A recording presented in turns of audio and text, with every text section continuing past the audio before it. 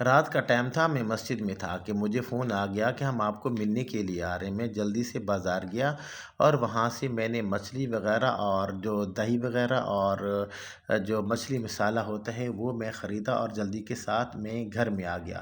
رات کا ٹائم تھا، بچوں نے مجھے دیکھا تو وہ حیران ہوئے۔ میں نے جلدی سے نعمان کو کہا کہ آپ تھوم بنائیں اور میں نے مچھلی کو دھونا شروع کیا۔ مچھلی کو دھونے کے بعد سرکہ لگایا اور سرکہ اچھی طرح سے لگانے کے بعد میں نے زین کو کہا کہ آپ تھوڑے سے رس وہ بھی کوٹ دیں تاکہ جب مچھلی کو ہم وہ فرائی کریں گے تو اس وقت وہ جو رس ہیں وہ بھی ہم لگائیں گے تاکہ اس کی جو تصویر ہے وہ ذرا لک پیاری بن جائے۔ اور پھر میں نے کیا کیا کہ جو تھوم نعمان نے وہ کوٹے تھے وہ میں نے مچھلی کو لگانا شروع کر دیا تاکہ مچھلی کے اندر سے جو سمائل ہے وہ ختم ہو جائے اور مہمانوں کو کھانے میں مزہ آئے۔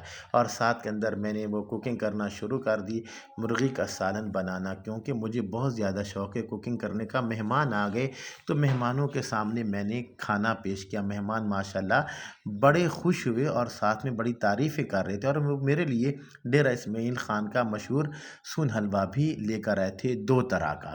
اور مہمانوں کو جب میں نے کھانا کھلایا تو یہ چونکہ ڈیرہ اسماعیل خان سے آئے تھے اور میری ان کے ساتھ صرف ایک دفعہ ملاقات ہوئی تھی، یہ جو مولانا صاحب آپ کو نظر